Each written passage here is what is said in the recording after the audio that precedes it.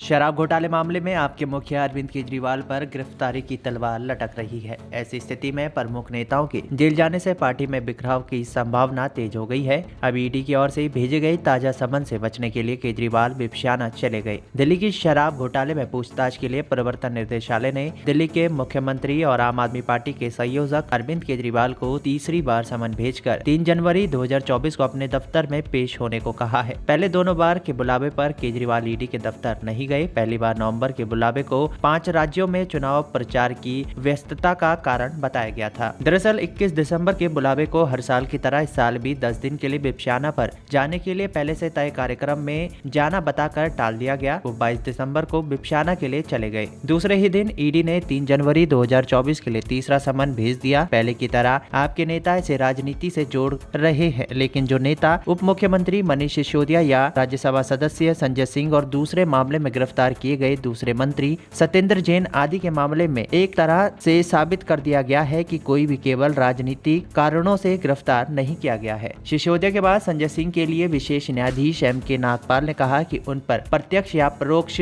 घोटाले में शामिल होने का मामला बनता है। केजरीवाल समेत आपके नेताओं को लगता है कि ईडी पूछताछ के बहाने उन्हें गिरफ्तार कर लेगी और फिर प्रधानमंत्री बनने की दावेदारी को कौन कहे, मुख्यमंत्री बने रहना संभव नहीं रह जाएगा। इतना ही नहीं, पूरी पार्टी बिखर जाएगी। इसी आशंका ने केजरीवाल और उनकी पार्टी के नेताओं की भाषा बदल दी है। अब केजरीवाल के जेल जाने के भय से उनको मुख्यमंत्री से हटाने का अभियान चलाया जा रहा है। विपक्षी गठबंधन की बैठक में जैसे ही ममता बनर्जी ने कांग्रेस अध्यक्ष मल्लिकार्जुन खड़गे का नाम प्रधानमंत्री के लिए रखा, तुरंत अरविंद केजरीवाल ने उसका अनुमोदन कर दिया। ईडी के समन पर भले ही वो किसी बहाने पेश ना हो, लेकिन माना जा रहा है कि वो गिरफ्तारी से डरे हुए हैं और कम से कम 6 महीने यानी कि लोकसभा चुनाव तक टलवाना चाहते हैं। पार्टी का इसी बीच एक और इम्तिहान होने वाला है। आपके संजय सिंह कांग्रेस से आप में आए सुशील गुप्ता और नारायण दास गुप्ता दिल्ली से राज्यसभा के लिए चुने गए हैं। इनका कार्यकाल 27 जनवरी को खत्म हो रहा है। उसके लिए चुनाव 19 जनवरी 2024 को होने हैं। इस बार उम्मीदवार तय करना आपके सर्वा केजरीवाल के लिए बड़ी चुनौती है। संजय सिंह जेल में हैं, बाकी दोनों की पार्टी में बड़ी भूमिका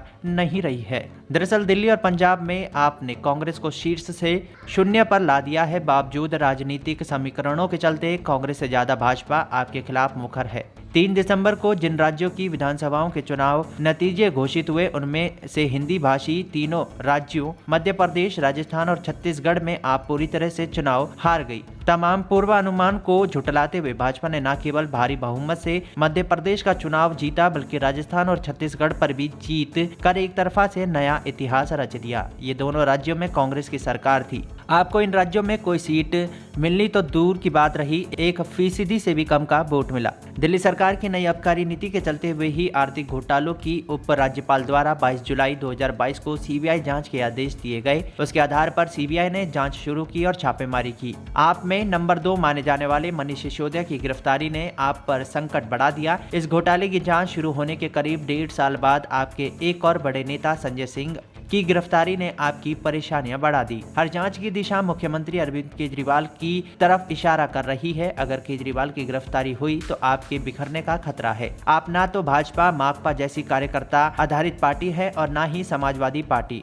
राजद आदि जैसी जाति आधारित पार्टी। वो तो अन्ना हजारे के भ्रष्टाचार के खिलाफ चले आंदोलन पर आधारित पार्टी बनी थी। जो आंदोलनकारी वर्ग था वो तो कब का उससे अलग हो गया, या एक एक करके केजरीवाल ने उन्हें अलग कर दिया। अब तो उनके मुट्ठी भर लाभार्थी और बड़ी तादाद में फ्री की सुविधा पाने वाले लोग हैं जो केवल अरविंद केजरीवाल पर भरोसा करते हैं। उनके ही दम पर आपका विस्तार होता गया।